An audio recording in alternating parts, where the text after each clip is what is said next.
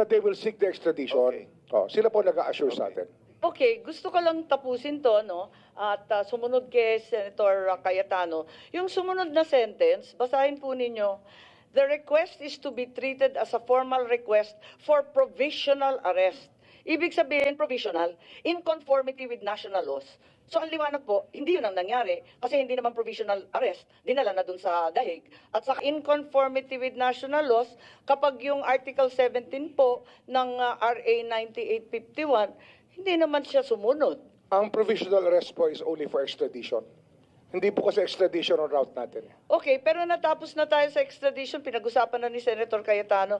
Ang request lang dito, provisional arrest. Kaya nga ho ginagamit po yung Provisional pa lang? Ginagamit pong term na provisional arrest in conjunction with extradition. Hindi po extradition ang ating pinagdaanan dito. Okay, nais kong nga tawagin ang ating eksperto dito, si Professor Alexis Medina, na nakakaliwanag